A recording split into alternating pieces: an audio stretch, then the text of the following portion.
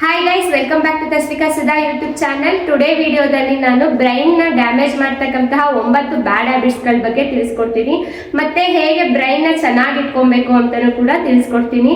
ಈ ವಿಡಿಯೋನ ಕೊನೆವರೆಗೂ ನೋಡಿ, ಎಲ್ಲೂ ಸ್ಕಿಪ್ ಮಾಡಬೇಡಿ. ಯಾಕಂದ್ರೆ ಬ್ರೈನ್ ನ ಇದುವರೆಗೂ ರಿಪ್ಲೇಸ್ ಮಾಡೋ ಅಂತದ್ದು ಬಂದಿಲ್ಲ. ನೀವು ಹಾರ್ಟ್ ನ ರಿಪ್ಲೇಸ್ ಮಾಡ್ಬೋದು, ಲಂಗ್ಸು, ಲಿವರು, ಕಿಡ್ನಿ ಇದನ್ನೆಲ್ಲ ರಿಪ್ಲೇಸ್ ಮಾಡ್ಬೋದು. ಬಟ್ ಬ್ರೈನ್ ಅಂತೂ ಇದುವರೆಗೂ ರಿಪ್ಲೇಸ್ ಮಾಡೋಕ್ಕಾಗಿಲ್ಲ. ಈ ವಿಡಿಯೋನ ಕೊನೆವರೆಗೂ ನೋಡಿ, ಎಲ್ಲೂ ಸ್ಕಿಪ್ ಮಾಡಬೇಡಿ. ನೀವೇನಾದ್ರೂ ನನ್ನ ಚಾನಲ್ಗೆ ಸಬ್ಸ್ಕ್ರೈಬ್ ಮಾಡಿಲ್ಲ ಅಂದ್ರೆ ಪ್ಲೀಸ್ ಸಬ್ಸ್ಕ್ರೈಬ್ ಮಾಡಿ.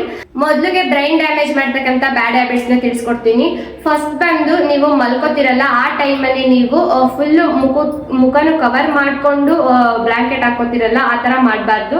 ಇದರಿಂದ ಏನಾಗುತ್ತೆ ಅಂದ್ರೆ ನೀವು ಉಸಿರಾಡಿದ ಗಾಳಿ ಕಾರ್ಬನ್ ಡೈಆಕ್ಸೈಡ್ ಅಲ್ಲೇ ಉಳ್ಕೊಳ್ಳುತ್ತೆ, ಆಕ್ಸಿಜನ್ ಸಪ್ಲೈ ಕಡಿಮೆ ಆಗುತ್ತೆ. ಸೊ ಅದರಿಂದ ಬ್ರೈನ್ಗೆ ಎಫೆಕ್ಟ್ ಆಗ್ಬೋದು.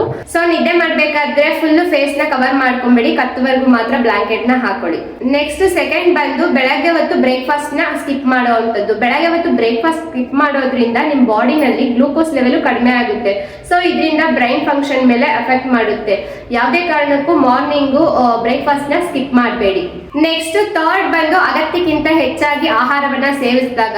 ಇವಾಗ ಹೆಚ್ಚು ಆಹಾರವನ್ನ ಸೇವಿಸಿದಾಗ ನಮ್ಗೆ ಸುಸ್ತಾಗುತ್ತೆ ಆಟೋಮೆಟಿಕಲಿ, ಅಂಡ್ ಡೈಜೆಷನ್ ಕೂಡ ಪ್ರಾಬ್ಲಮ್ ಆಗುತ್ತೆ. ಇದರಿಂದ ನಮ್ಮ ಬ್ರೈನ್ಗೆ ಎಫೆಕ್ಟ್ ಆಗುತ್ತೆ. ಸೊ ಯಾವಾಗ್ಲೂ ಅಷ್ಟೇ 1-2 ತುತ್ತು ಕಡಿಮೆನೆ ಆಹಾರವನ್ನ ಸೇವನೆ ಮಾಡಿ. ನೆಕ್ಸ್ಟ್ ಫೋರ್ತ್ ಬಂದು ಏನು ಅಂದ್ರೆ, ಓವರ್ ವರ್ಕಿಂಗ್ ಮಾಡುವಂತದ್ದು. ನಿಮ್ಮ ಸಾಮರ್ಥ್ಯಕ್ಕಿಂತ ಹೆಚ್ಚಿನ ಕೆಲಸ ಮಾಡಿದಾಗ ನಿಮ್ ಬ್ರೈನ್ಗೆ ಆಟೋಮೆಟಿಕಲಿ ಪ್ರೆಷರ್ ಆಗುತ್ತೆ. ಸೊ ಇದು ಎಫೆಕ್ಟ್ ಆಗುತ್ತೆ. ಯಾವಾಗ್ಲೂ ಅಷ್ಟೇ ಕೆಲಸನ ಕೂಲ್ ಆಗಿ ಮಾಡಿ. ನೆಕ್ಸ್ಟ್ ಫಿಫ್ತ್ ಬಂದು ಏನು ಅಂದ್ರೆ, ಲ್ಯಾಕ್ ಆಫ್ ಥಿಂಕಿಂಗ್. ಇವಾಗ ಯೋಚನೆ ಮಾಡದೇ ಇರತಕ್ಕಂಥದ್ದು, ಅಥವಾ ನೀವು ಬ್ರೈನ್ಗೆ ಕೆಲಸನೇ ಕೊಡದೇ ಇರ್ತಕ್ಕಂಥದ್ದು ಮಾಡೋದು.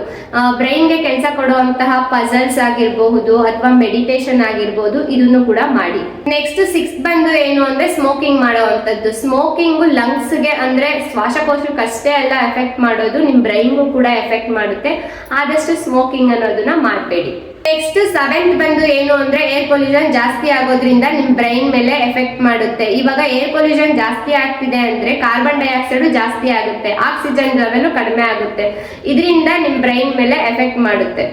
ನೆಕ್ಸ್ಟ್ 8 ಬಂದು ಏನು ಅಂದ್ರೆ, ಸರಿಯಾಗಿ ನೀವು ನಿದ್ದೆ ಮಾಡದೇ ಇದ್ರೆ ರಾತ್ರಿ ಹೊತ್ತು ನಿಮ್ ಬ್ರೈನ್ಗೆ ಡ್ಯಾಮೇಜ್ ಆಗುವಂತ ಚಾನ್ಸಸ್ ಇರುತ್ತೆ. ರಾತ್ರಿ ಹೊತ್ತು 7 to 8 ಅವರ್ಸ್ ನಿದ್ದೆಯನ್ನ ಮಾಡಿ. ಕಡಿಮೆ ನಿದ್ದೆ ಮಾಡೋದ್ರಿಂದ ನಿಮ್ ಬ್ರೈನ್ಗೆ ಎಫೆಕ್ಟ್ ಆಗುತ್ತೆ. ನೆಕ್ಸ್ಟ್ 9th ಬಂದು ಏನು ಅಂದ್ರೆ, ನೀವು ಜಾಸ್ತಿ ಡಿಜಿಟಲ್ ಡಿವೈಸಸ್ ನ ಯೂಸ್ ಮಾಡುವಂತದ್ದು, ಲೈಕ್ ಲ್ಯಾಪ್ಟಾಪ್ ಆಗಿರ್ಬೋದು, ಮೊಬೈಲ್ಸ್ ಗಳನ್ನಾಗಿರ್ಬಹುದು.